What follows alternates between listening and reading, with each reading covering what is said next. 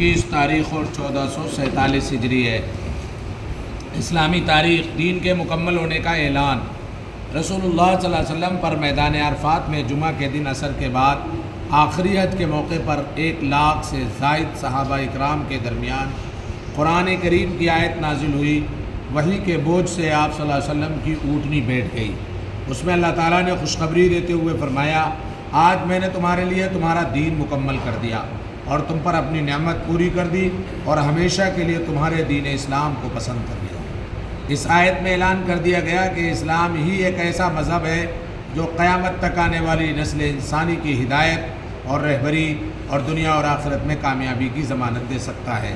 اس کے علاوہ دنیا کا کوئی مذہب انسانوں کی نجات کا ذریعہ اور اللہ کے یہاں قبولیت و کامیابی کا معیار نہیں بن سکتا۔ اس لیے اب قیامت تک کسی نبی یا رسول اور نئی کتاب و شریعت کی بالکل ضرورت نہیں۔ اسلام آخری دین اور حضور صلی اللہ علیہ وسلم آخری رسول ہیں۔ آپ صلی اللہ علیہ وسلم کے بعد کوئی نبی نہیں آئے گا۔ اللہ کی قدرت، دانتوں کی بناوٹ پر غور کیجئے کہ اللہ تعالیٰ نے 32 ٹکڑوں کو کیسی حسین و خوبصورت لڑی میں پرویا ہے اور اس کی جڑوں کو نرم ہڈی میں کس طرح خوبی کے ساتھ پیوست کیا ہے۔ یہ دانت ایک طرف جہاں چہرے کی حسن و زینت میں ہیں، وہیں ان سے ہم چبانے، کاٹنے، پیسنے اور توڑنے کا اہم کام بھی کر لیتے ہیں۔ اور اللہ کی عجیب قدرت کہ ان کو 32 ٹکڑوں میں بنایا، ایک ہی سالم ہڈی میں ان کو نہیں ڈھالا، ورنہ منہ میں بڑی تکلیف ہوتی۔ اس طرح اگر ایک دانت میں کوئی خرابی ہوتی ہے تو باقی دانتوں سے کام لیا جا سکتا ہے، ایک سالم ہڈی ہونے کی صورت میں ممکن نہیں تھا۔ قرآن کریم میں اللہ تعالیٰ فرماتا ہے، خود تمہاری ذات میں بھی اللہ کی قدرت کی نشانیاں ہیں، تو کیا تم دیکھتے نہیں ہو؟ ایک فرض کے بارے میں اپنے گھر والوں کو نماز کا حکم دینا۔ قرآن کریم میں اللہ تعالیٰ فرماتا ہے، آپ اپنے گھر والوں کو نماز کا حکم کرتے رہیے اور خود بھی نماز کے پابند رہیے۔ ہم آپ سے روزی نہیں طلب کرتے، روزی تو آپ کو ہم دیں گے اور اچھا انجام تو پرہیزگاری ہی کا ہے۔ ایک سنت کے بارے میں رخصت کے وقت مصافحہ کرنا۔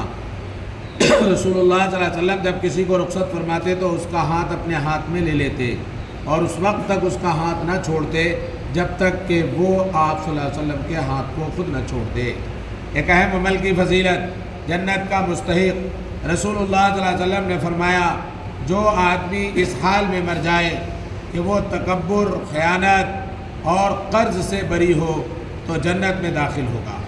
ایک گناہ کے بارے میں سامان عیب بتائے بغیر فروخت کرنا۔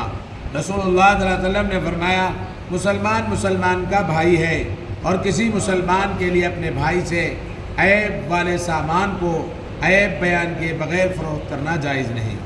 دنیا کے بارے میں دنیا سے بے رغبتی پیدا کرنا۔ رسول اللہ صلی اللہ علیہ وسلم نے فرمایا، موت کا ذکر دنیا سے بے رغبت کرنے اور آخرت کی طلب کے لیے کافی ہے۔ آخرت کے بارے میں اہل جنت کا انعام۔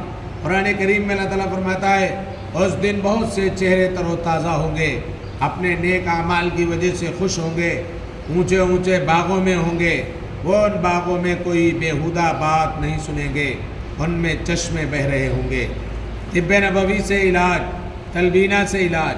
حضرت عائشہ رضی اللہ تعالی عنہ بیمار کے لیے تلبینہ تیار کرنے کا حکم دیتی تھی اور فرماتی تھی کہ میں نے رسول اللہ صلی اللہ علیہ وسلم کو فرماتے ہوئے سنا کہ تلبینہ بیمار کے دل کو سکون پہنچاتا ہے اور رنج و غم کو دور کرتا ہے۔ فائدہ، جو یعنی برلی کو کوٹ کر دودھ میں پکانے کے بعد مٹھاس کے لیے اس میں شہد ڈالا جاتا ہے، اسے تلبینہ کہتے ہیں۔ قرآن کی نصیحت۔ قرآن کریم میں اللہ تعالیٰ فرماتا ہے، ایمان والو اللہ سے ڈرتے رہو، اور ہر شخص کو اس بات پر غور کرنا چاہیے کہ اس نے کل آخرت کے لیے آگے کیا بھیجا ہے۔ اللہ سے ڈرتے رہو اور اللہ تعالیٰ کو تمہارے سب اعمال کی خبر ہے۔ سبحان اللہ۔